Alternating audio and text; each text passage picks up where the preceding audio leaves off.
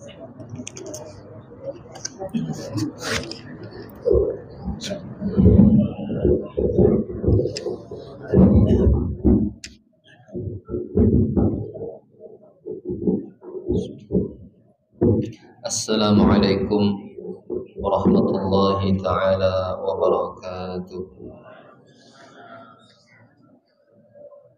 Alhamdulillah wassalatu wassalamu ala Rasulillah sayyidina Muhammad ibn Abdullah wa ala alihi wa sahbihi wa mawalah. Asyhadu an la ilaha illallah wahdahu la syarika lah wa asyhadu anna sayyidina Muhammadan abduhu wa rasuluhu la nabiyya ba'dah. Allahumma salli wa sallim ala sayyidina Muhammad wa ala ali sayyidina Muhammad. Subhanaka la ilma lana illa ma 'allamtana innaka antal alimul hakim. Rabbi shrah li sadri wa yassir li amri wahlul 'uqdatam min lisani yafqahu qawli. Rabbi zidna ilman warzuqna fahman birahmatika ya arhamar rahimin. Amma ba'du. Alhamdulillah, puji dan syukur kita kepada Allah Subhanahu wa taala atas limpahan karunia, taufik, hidayah dan inayahnya. Pada kesempatan malam yang berbahagia ini, Allah kembali mengumpulkan kita semua di majlis yang sangat kita cintai ini untuk sama-sama kita datang dan hadir dengan niat untuk menuntut ilmunya Allah Subhanahu wa taala. Mudah-mudahan dengan keberkahan majlis yang kita hadiri pada malam hari ini, Allah Subhanahu wa taala mudahkan segala urusan-urusan kita, baik urusan dunia terlebih urusan akhirat kita.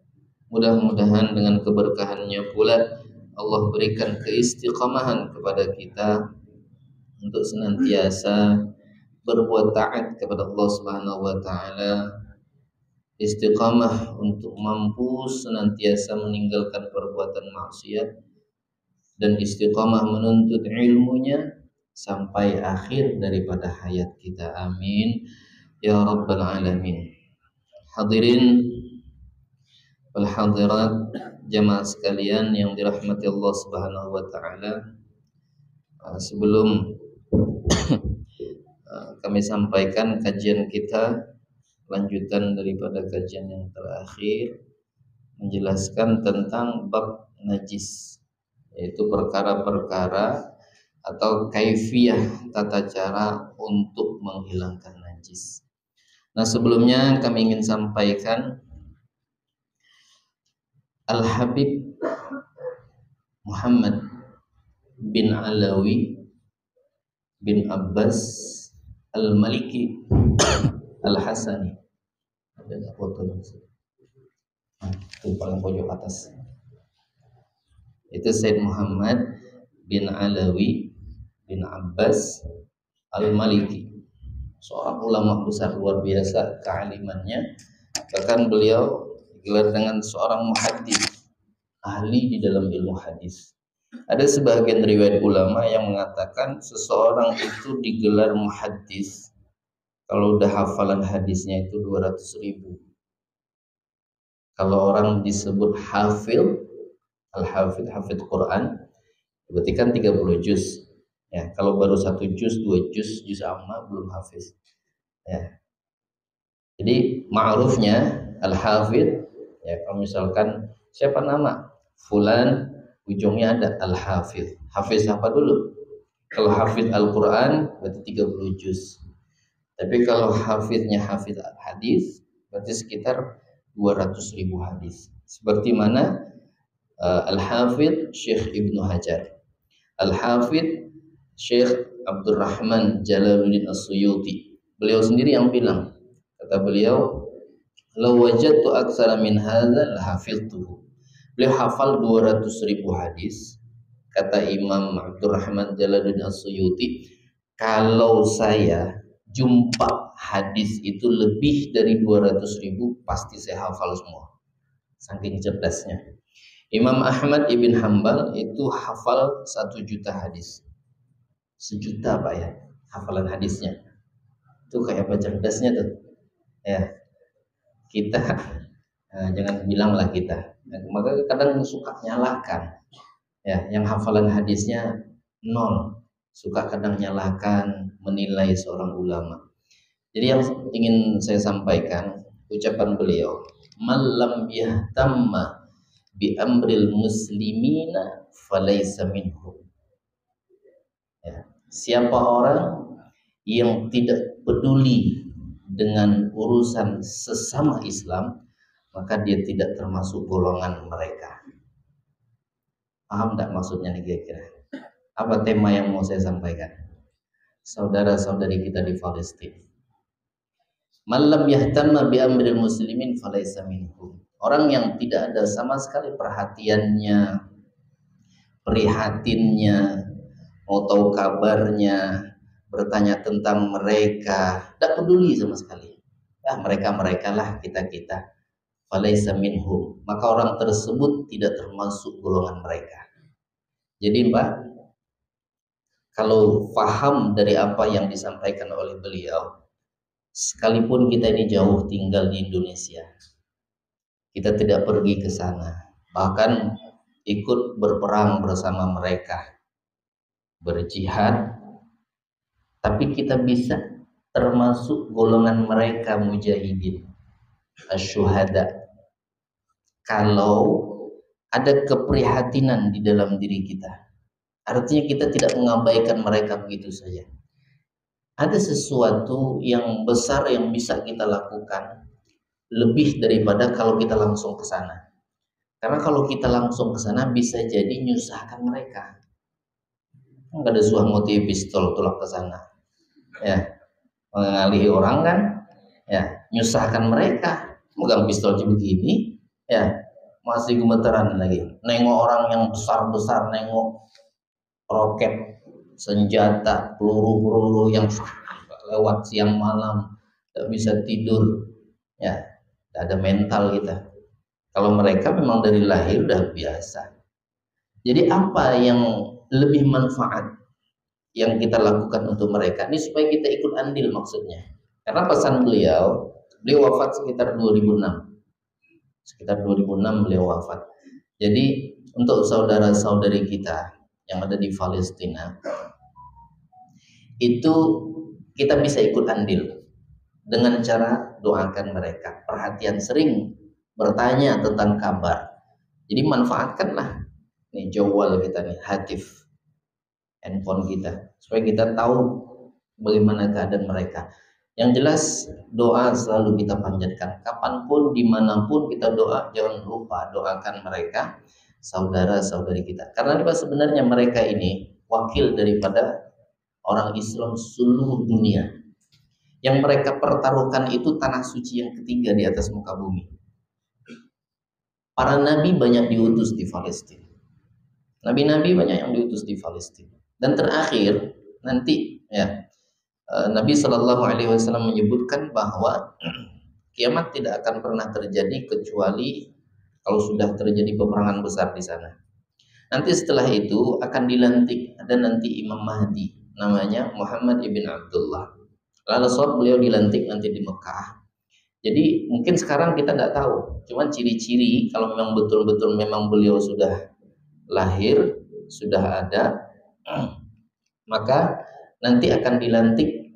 Dan ibarat kalau dilantik itu sifat yang luar biasa, keilmuan dan sebagainya seketika diberikan oleh Allah. Jadi sekarang mungkin belum tahu kita siapa beliau.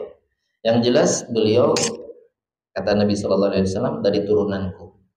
Ya. Ada yang bilang dari Sayyidina Hasan, turunan Sayyidina Hasan. Sama seperti beliau, Sayyid Muhammad bin Alawi bin Abbas al-Maliki, itu dari turunan Sayyidina Hasan. Jadi Pak, mereka, ya sedikitlah, mudah-mudahan ini menambahkan kepedulian kita. Jadi kalau kita tidak tahu sama sekali, memang tidak ada rasa Pak. Tidak ada rasa Bu, kita kalau tidak tahu sama sekali, mereka di luar negeri sana, Timur Tengah, itu urusan mereka. Jangan. Karena ada hubungannya erat dengan kita. Karena mereka ini ibaratnya gini.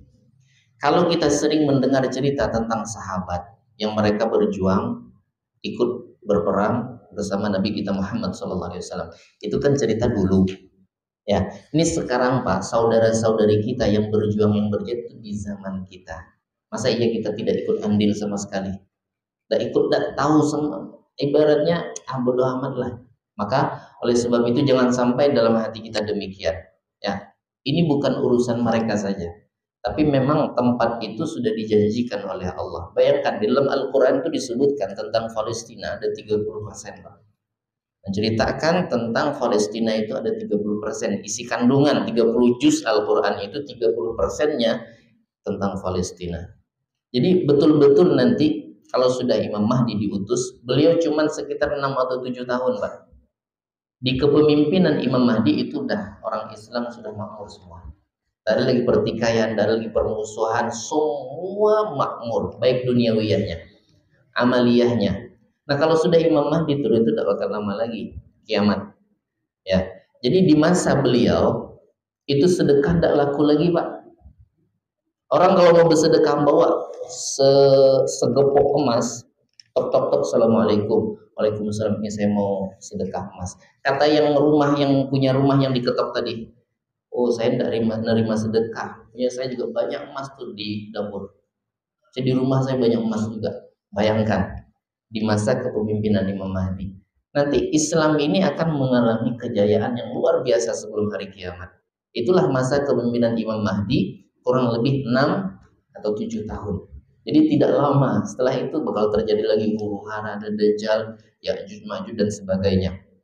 Nanti beliau yang diminta oleh Nabi Allah Isa alaihissalam, karena Nabi Allah Isa juga turun nanti untuk menjadi imam di Baitul Maqdis. Jadi didorong sama Nabi Isa, engkau jadi imam. Jadi Nabi di belakang. Karena Nabi Isa tahu bahwa Imam Mahdi ini turunan zuriyah Nabi kita Muhammad SAW. Jadi beliau nanti yang akan menjadi imam orang-orang yang beriman. Jadi suatu waktu, Allah alam masanya itu kapan, apakah ini yang bakal terjadi? Bila terjadi perang besar, ya maka ini tanda kiamat tidak akan lama lagi. Ya, maka oleh sebab itu tidak ada yang bisa kita lakukan kecuali kita doakan senantiasa saudara-saudari kita, ya, supaya mereka diberikan oleh Allah kemenangan segera. Dan kita harus siap-siap. Bila menang Islam, nanti orang Yahudi itu kumpul semua di sana. Mereka semacam kayak magnet, Pak, tertarik untuk menolong para Yahudi yang menurut mereka juga memperjuangkan di sana. Kenapa mereka tidak ingin merebut daerah yang lain seperti Arab kah misalkan yang banyak minyaknya, atau di daerah tertentu yang mungkin banyak tambang emas? Kenapa di Palestina yang harus mereka perjuangkan orang-orang Yahudi? Karena apa? Mereka juga beranggapan begini, ada istilah bahasa kalau di dalam istilah mereka orang Yahudi, Mesias, juru penyelamat mereka, itulah Dajjal. Jadi mereka kenapa ingin merebut Palestina? Satu di antara alasannya bukan karena kekayaannya, bukan karena ladang minyak yang banyak, bukan karena perbendaharaan di buminya itu banyak emas, tapi mereka ingin bikin benteng di sana, benteng pertahanan untuk menyambut kedatangan juru penyelamat mereka, yaitu Dajjal. Jadi mereka menganggap Dajjal itu adalah juru penyelamat mereka. Maka mereka mati-matian berusaha berjuang. Nanti orang Yahudi seluruh dunia bakal kumpul di sana melawan orang Islam. Semua mereka akan kumpul. Disitulah nanti letak perjuangan orang Islam yang akan membunuh seluruh orang Yahudi, bahkan tidak tersisa satu pun di atas muka bumi. Karena mereka udah kumpul di sana semua. Tidak perlu ke sana sini. Udah kita dengar Amerika udah mau bantu, ya, bikin semacam serangan sudah mereka atur. Nah ini salah satunya, penduduk juga yang banyak Yahudinya. Mereka datang nanti ke sana. Bila itu sudah terjadi, Yahudi dari negara-negara lain kumpul, selamat datang. Siap aja lagi. Walaupun kita di sini efeknya pasti sampai ke sini. Dan suatu masa ini sudah diprediksi oleh Rasulullah. Zaman kita akan kembali seperti zaman dulu, jadul. Tidak ada internet lagi sudah, tidak ada akses pakai handphone, pakai apa semuanya, pakai bank, transaksi di bank tidak ada lagi sudah. Kendaraan, karena semua terputus. Bayangkan kalau dimatikan aja satelit, udah selesai handphone kita. Ya, nggak bisa nelpon lagi, nggak bisa kita lagi lihat di TV, televisi, mana bisa lagi. Ya, Kalau akses internet sudah mati aja, ya selesai sudah. Kita transaksi di bank bisa enggak? Enggak bisa lagi sudah. Nanti listrik mati karena bahan bakarnya tidak bisa masuk lagi dari luar. Ya, otomatis semua akan kandas dan kita akan kembali di zaman dulu. Nah, ini sudah detik-detik sudah. Ya, maka oleh sebab itu kita tidak ingin Pak nanti di akhirat, ya. Karena di zaman kita nih, kalau kita tidak tergolong di antara mereka, sama sekali tidak pernah memikirkan, mempedulikan mereka, khawatirnya nanti kita dituntut di akhirat, khawatirnya. Walaupun Allah alam bagaimana keadaan di akhirat, Allah alam.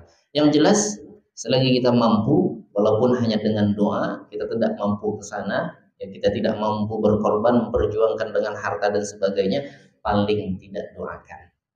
Ya, paling tidak doakan. Alhamdulillah, ya kita diingatkan oleh ulama-ulama kita. Jadi saya dapat kiriman juga dari kawan, ada Habib Ali Al-Haddad dari Jakarta. Saya bacakan. Bentar. Habib Ali Al-Haddad. Jadi ada seorang ulama yang juga beliau menyebutkan di dalam ungkapannya,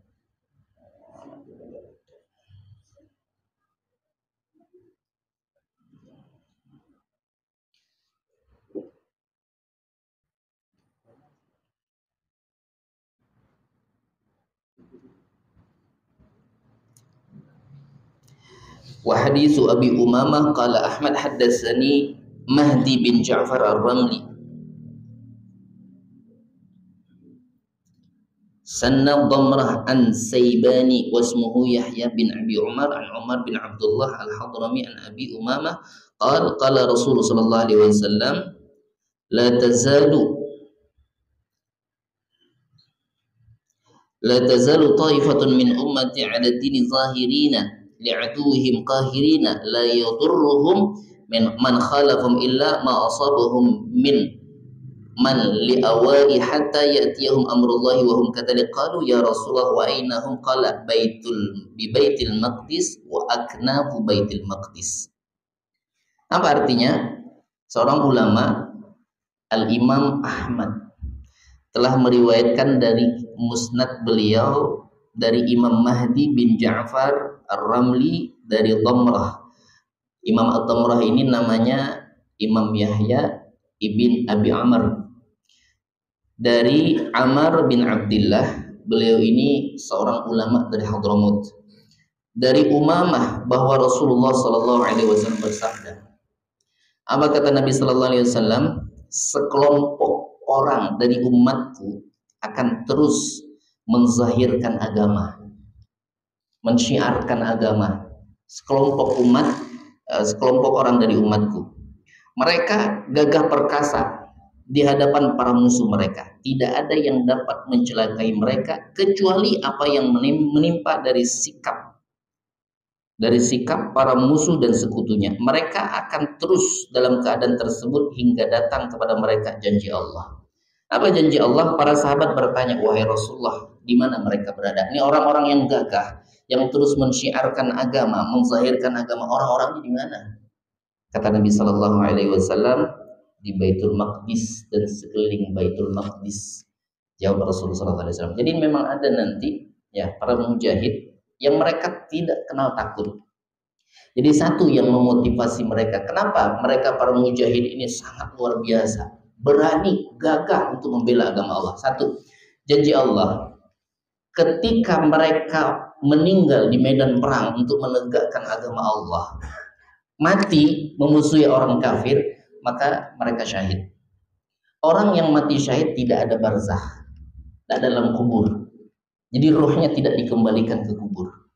Kemana ruhnya? Akan langsung dibawa ke surga. Jadi mereka tidak ada istilah alam barzakh, langsung ke surga. Dan ruhnya ini masuk ke dalam surga, walaupun mereka belum boleh untuk menikmati fasilitas surga, minumannya, makanannya, buah-buahannya, termasuk bidadarinya. Mereka belum diperkenankan. Nanti nunggu hari kiamat. Namun di masa-masa sebelum hari kiamat, mereka difasilitasi kendaraan yang mereka boleh pakai untuk mengelilingi surga dan boleh nengok sudut mana aja di bagian surga. Boleh mereka lihat. Surga yang begitu luas, mereka jalan-jalan. Makanannya, minumannya, bidadarinya belum boleh dinikmati. Ini ruh orang-orang yang mati syahid. Yang kedua, ya jadi tadi tidak ada barzakh. Yang kedua, ruhnya langsung dibawa ke surga. Yang ketiga, mereka tidak merasakan sakaratul maut. Sakitnya maksudnya. Sakit itu tetap ada, tapi karena nampak gambar surga beraneka ragam kenikmatan yang menjadi tempatnya, sakit tidak berasa. Jadi orang yang mati syahid tidak merasa sakit. Walaupun zahirnya kita lihat kepalanya putus, kakinya hancur, badannya hancur, tangannya putus, mereka tidak merasakan sakit. Ya, itu apa yang disebutkan oleh Nabi kita Muhammad SAW. Yang keempat, ya, ketika di akhirat mereka tidak ada hisab. Tidak ada hisab di akhirat. Jadi mereka nanti ketika hari kiamat, orang-orang hamba-hamba Allah dihisab, ditanya perbuatan ketika hidup, mereka langsung ke surga. Jadi tidak ada pertanyaan untuk mereka ketika dihisab. Yang keempat, yang kelima, mereka akan diizinkan oleh Allah untuk memberikan syafaat sebanyak 70 orang di antara keluarganya. Satu syahid, 70 orang yang mereka bisa selamatkan nanti di akhirat. Terserah dia mau milih mana, selagi keluarganya Islam. Boleh. Jelas. Makanya kita lihat video kemarin, ada seorang ibu-ibu dokter mendengar kabar suaminya syahid, teriak senang. Ayahmu syahid, ayahmu syahid, ayahmu syahid. Masya Allah.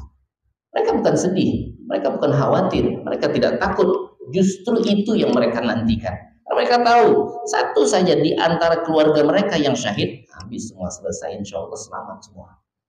Kalau bapaknya misalkan syahid, anak, istri, cucu, saudara, saudari, sampai 70 orang, mereka berhak untuk memberikan syafaat.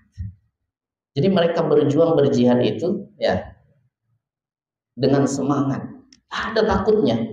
Jadi tidak usah, ibaratnya kita mau kita peduli mau tidak, mereka tetap diberikan kemenangan oleh Allah. Tapi kalau kita tidak ikut andil, kita tidak termasuk bagian mereka, kata Sayyid Muhammad bin Ali al-Maliki. Kita tidak dapat bagian mereka. Kita mau ikut doakan, mau ikut nyumbang, misalkan donasikan sebagian harta kita, ya, ataupun tidak, kemenangan pasti akan diberikan kepada mereka. Ini sudah janji Allah, tak bisa dipungkiri, ya. Jadi kalaupun kita tidak ikut, mereka tetap menang. Kalau kita ikut, mereka juga tetap akan diberikan kemenangan. Cuman bedanya, ketika kita ikut andil, kita termasuk di antara golongan mereka. Malam yahtama bi amril muslimin falaisa minhu. Orang yang tidak peduli sama sekali, tidak pernah nanya kabarnya, tidak pernah khawatir dengan saudara-saudarinya, tidak merasa sedih dengan kesedihan mereka, maka mereka ini orang-orang yang seperti itu tidak termasuk golongan mereka. Maka rugi kita. Karena kita punya kesempatan. Ya, walaupun ibaratnya tadi kita tidak bisa pergi langsung ke sana.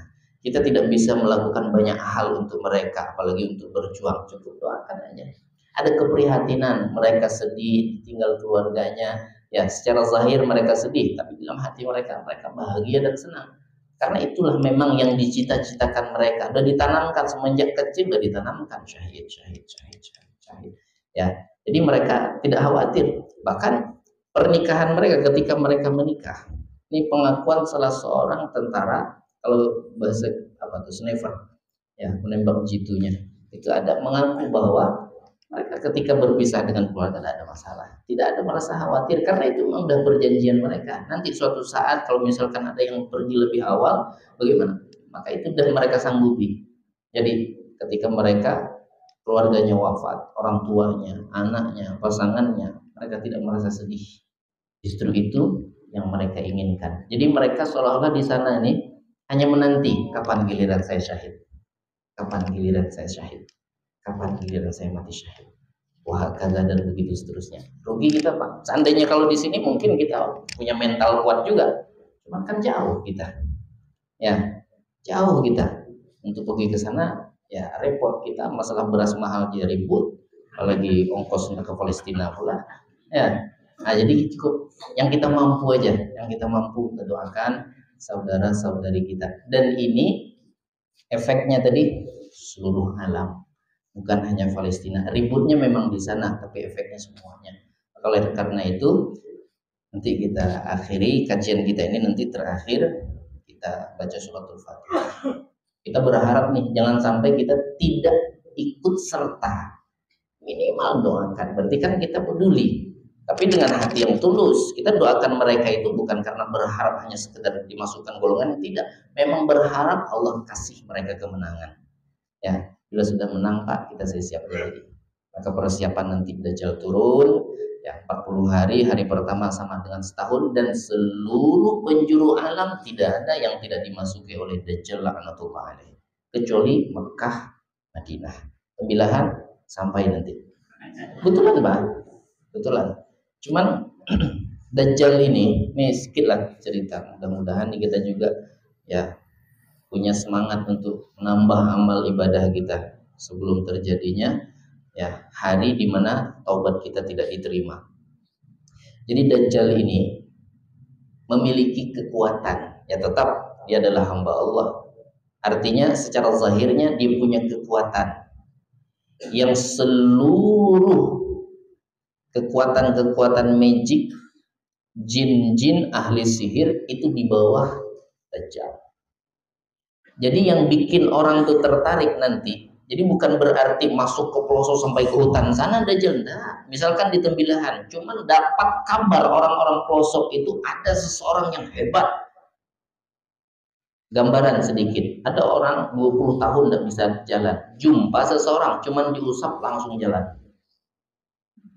Ada seorang anak yang rindu dengan orang tuanya, udah wafat orang tuanya 20 tahun, jumpa sama orang nih, kata Dajjal, bangkit engkau, bangun mak bapak yang 20 tahun dikubur, dan langsung manggil, ya bunayya, ya bani, ya binti, wahai anakku, wahai putriku.